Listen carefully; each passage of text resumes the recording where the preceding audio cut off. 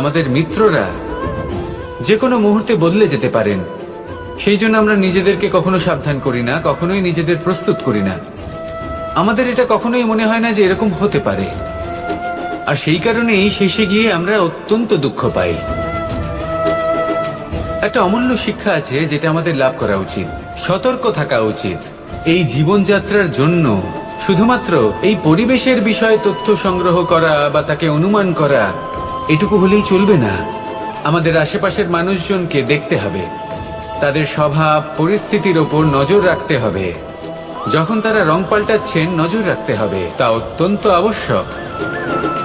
পরিবর্তন আপনার জীবনে অবশ্যম্ভাবী, সঠিকভাবে তার সম্মুখীন হন। আসুন আমার সাথে ভালোবেসে বলুন রাধা। রাধে রাধে বন্ধুরা, মন ব্লগে আপনাদের সকলকে অভিনন্দন জানাই। আজকের ভিডিওটি মনোযোগ সহকারে দেখবেন। ভালো লাগলে একটা লাইক, শেয়ার আর কমেন্ট করবেন। কমেন্টে লিখবেন জয় শ্রীকৃষ্ণ। চলুন মূল প্রসঙ্গে যাওয়া যাক।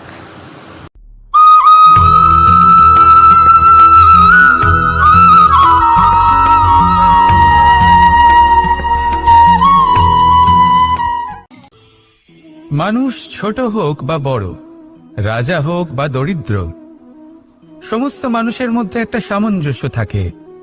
সমস্ত মানুষের কাছে তার প্রশংসা অত্যন্ত গুরুত্বপূর্ণ। সে খুবই প্রসন্ন হয় যদি আপনি তার প্রশংসা করেন, কিন্তু আপনি যদি তাকে এটা বলেন যে এটা তোমার ভুল ছিল, তোমার কিছু খামতি ছিল, তখন সেটা সে মানতে রাজিই থাকে না। সব মানুষ এটা শুনতে পছন্দ করে যে সে যেটা করেছে সেটাই সর্বোত্তম। এবার আমি আপনাকে একটা কথা বলি, এ হলো নিন্দা, এ হলো প্রশংসা, আর এই হলো সত্য, যা সবার থেকে উচ্চস্থানীয়। সেই জন্য মানুষ আয়না দেখে। আয়না তাকে তার সৌন্দর্য দেখায় না, তাকে দেখায় যা সত্য, যাতে মানুষ আরো সুন্দর হওয়ার চেষ্টা করতে থাকে। তাই আয়না অত্যন্ত গুরুত্বপূর্ণ সত্যকে জানার জন্য। জীবনে নিন্দুকের মাহাত্ম্য প্রশংসকের মাহাত্ম্যের থেকে অনেক বেশি। কেন? কারণ তারা আপনাকে আপনার খামতি দেখায়, আপনার ভুলগুলো বুঝিয়ে দেয়, আপনাকে একটা সুযোগ দেয় নিজেকে শুধরে নিতে, নিজেকে আরো শ্রেষ্ঠ করে তুলতে, যা প্রশংসক করতে পারে না। তাই জীবনে যদি কখনো নিন্দা করা হয়, তাকে ভালোবেসে গ্রহণ করুন, ধন্যাত্মক রূপে গ্রহণ করুন। যদি নিজেকে কোনো শিক্ষা দেওয়া সম্ভব হয় তাহলে অবশ্যই দিন। দেখবেন মন প্রসন্ন হয়ে বলবে রাধা রাধা। জীবনে কখনো সাফল্য আসে, আবার কখনো অসফলতা, কখনো আশা পাওয়া যায়, কখনো নিরাশা, কখনো জয় লাভ করি, আবার কখনো পরাজয়। এর পেছনের কারণটা জানা অত্যন্ত প্রয়োজনীয়। যদি আমি পরাজয়ের কথা বলি, যখনই আমরা পরাজয় লাভ করি আমরা ভাবতে থাকি যে এমন কেন হলো? আমাদের শত্রু কি বেশি শক্তিশালী ছিল, নাকি আমাদের নীতিতে কোনো খামতি ছিল? এই সমস্ত কারণের পেছনে খুব বড় একটা কারণ থাকে, আর সেই কারণ আমাদের অন্তরে সুপ্ত থাকে। ধরে নিন একটা পথ, তাতে আপনি চলছেন। সেই পথ কাঁটায় পরিপূর্ণ, কিন্তু আপনি পাদুকা পরে রয়েছেন, আর আপনি হেঁটে সামনে এগিয়ে যান। এবার এমন একটা পথ এলো যা পুষ্পে ঢাকা, আর আপনি পাদুকা পরে রয়েছেন, কিন্তু আপনার পাদুকাতে একটা পাথর আটকে গেল। তখন দু পা হাঁটাও খুব কঠিন হয়ে পড়ে।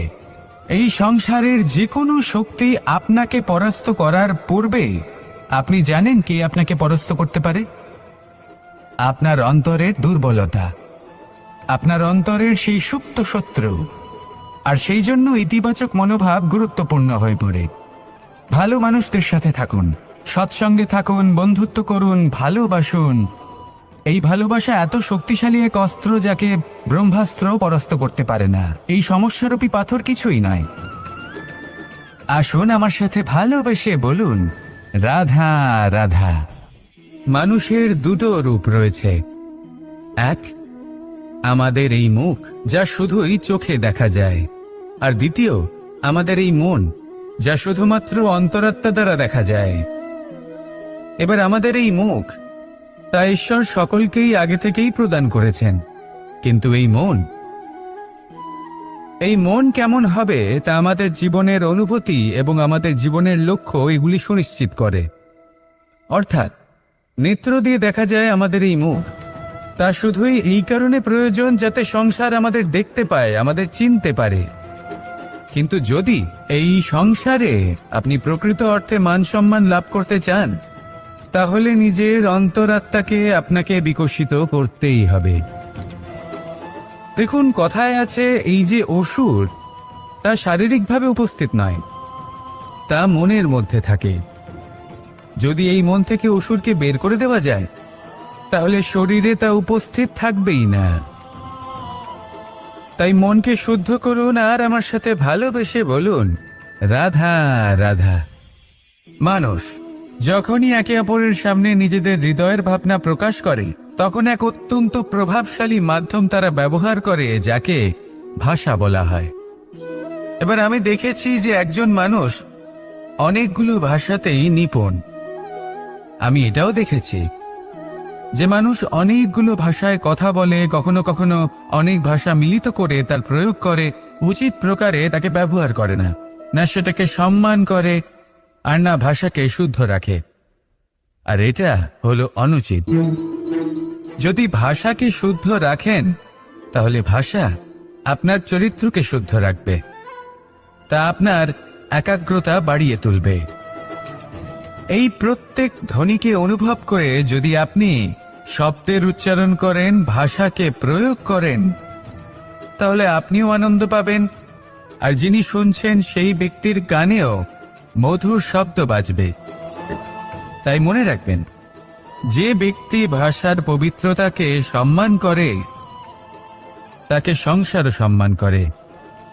ভাষাকে শুদ্ধ এবং পবিত্র রাখুন, তাহলে ভাষা আপনার চরিত্রকেও শুদ্ধ এবং পবিত্র রাখবে। আর এই মন সুপ্রসন্ন হয়ে বলবে, রাধা রাধা। এ হলো রামায়ণের সময়কালের কথা। সেতু নির্মাণ করার কাজ চলছিল। সমস্ত বানর সেনা এই কাজে নিযুক্ত হয়েছিলেন। বড় বড় পাথর তুলে নিয়ে এই বানর সেনা সমুদ্রে ফেলছিলেন। এই কাজ চলছিল। এমন সময় ছোট্ট একটা কাঠবিড়ালি এলো।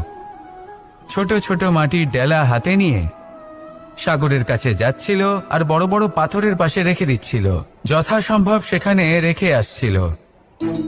সারা দিন ধরে সে এই পরিশ্রম করেই যাচ্ছিল। এবার শ্রীরাম তার এই কাজ দেখতে পেলেন। সেই ছোট্ট কাঠবিড়ালিটিকে নিজের হাতে তুলে নিলেন এবং অত্যন্ত ভালোবেসে তার পিঠে হাত বুলিয়ে দিলেন।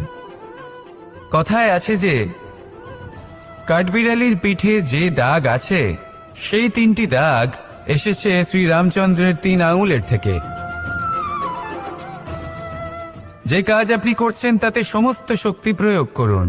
যতটা আপনার সামর্থ্য রয়েছে, যতটা আপনার প্রতিভা রয়েছে, সম্পূর্ণভাবে উৎসর্গ করে দিন। ঠিক এমনভাবে কর্ম করুন। সেই কাঠবিড়ালি কিন্তু তাই করেছিল। সেই জন্য শ্রীরামের সাথে সেও সেই কাহিনীতে অমর হয়ে গেছিল। সম্পূর্ণ শক্তি প্রয়োগ করুন, সম্পূর্ণ সামর্থ্যের সাথে কর্ম করুন, কারণ এটাই হলো শ্রেষ্ঠ পথ কোনো কর্ম করার। আসুন আমার সাথে ভালোবেসে বলুন, রাধা রাধা। এই সংসারে যখন সাফল্যের পথে আপনি অগ্রসর হবেন, তখন আপনার পরিশ্রম, একাগ্রতা, সাহসের সাথে সাথে সমাজের মানসিকতাও সহ্য করতে হবে। প্রত্যেক ব্যক্তি কিছু না কিছু ভাবেন, কিছু না কিছু বলেন। কিছু মানুষ এমন আছেন যারা ভাববেন যে আপনি কিছুই করতে পারবেন না। তারা আপনার নিন্দা করবেন, আর এই নিন্দার কথা ভেবেই আমরা ভয়ভীত হয়ে পড়ি। সেই কারণে নিজেদের আশা, নিজেদের বিশ্বাস হারিয়ে ফেলি। এবার যদি সেই নিন্দার ভয়ে আমরা লক্ষ্যচ্যুত হই, তাহলে সেটা অনুচিত। সেই জন্য জীবনে শুধু পরিশ্রম করতে থাকুন, সামনে এগোতে থাকুন। যেই দিন আপনি আপনার লক্ষ্য লাভ করবেন, সেই প্রত্যেক ব্যক্তি যারা নিন্দা করছিলেন, তাদের দৃষ্টি আপনা থেকেই পাল্টে যাবে, ঠিক কিনা? এই সংসারকে যা প্রাণ চায় তাই বলতে দিন। যদি আপনি কারোর কথা শুনতে চান, তাহলে নিজের অন্তরের কথা শুনুন। সেটাই আপনাকে উচিত পথে নিয়ে যাবে। সামনে অগ্রসর হতে থাকুন, পরিশ্রম করুন। এমন একটা দিন আসবে যেদিন এই নিন্দুক ব্যক্তিরা আপনার লক্ষ্য প্রাপ্তির উদাহরণ সবাইকে দেবে। আসুন আমার সাথে ভালোবেসে বলুন, রাধা রাধা। মানুষ সুখী জীবনযাপনের প্রতি এতটাই অভ্যস্ত হয়ে পড়ে যে একটা ছোট্ট সমস্যা এলেই সে সবার থেকে সাহায্য চাইতে শুরু করে দেয়। সে সাহায্য লাভও করে এবং সেই সংকট থেকে সে বেরিয়েও আসে। কিন্তু এই সাহায্য কিছু মুহূর্তের, আর কিছু মুহূর্তের হলো এই দুঃখ। এই 2 মুহূর্তের সাহায্যের জন্য আজীবন আপনি তার কাছে ঋণী হয়ে থাকেন। আর মানবিকতার খাতিরে আপনার মনে কৃতজ্ঞতা জেগে ওঠে, আর সেই কৃতজ্ঞতা বোধ হলো যে আপনি কখনো সেই ব্যক্তিকে ছাপিয়ে যেতেই পারবেন না। সেই জন্য জীবনে সবসময় চেষ্টা করবেন নিজেকে প্রস্তুত রাখতে সেই সব সমস্যার জন্য, সেই সব বাধার জন্য যেগুলো আপনার জীবনে আসতে পারে। ততক্ষণ সাহায্য চাইবেন না যতক্ষণ না অন্য কোনো পথ না থাকছে। সাহায্য চাওয়া অনুচিত নয়, কিন্তু সাহায্য চাইলে এবং সাহায্য পেলে আপনি আজীবন কৃতজ্ঞ এবং ঋণী হয়ে থাকবেন।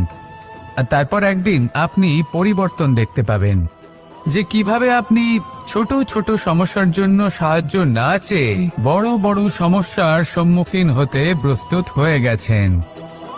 এটাই হলো সংসারের নীতি। এটাই পালন করুন আর আমার সাথে ভালোবেসে বলুন, রাধা রাধা। এমন অনেক মানুষ আছেন যারা আমাকে ভগবানের পরিভাষা জানতে চান, যে ভগবান আসলে কি, তিনি কেমন।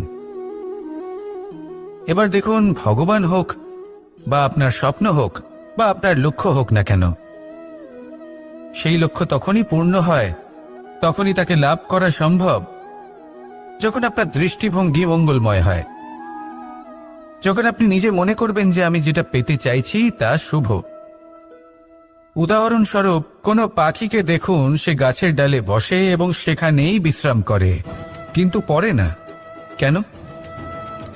কারণ ওর বিশ্বাস যে যে শাখার উপরে ও বসে আছে সেটাই হলো ওর বাসস্থান।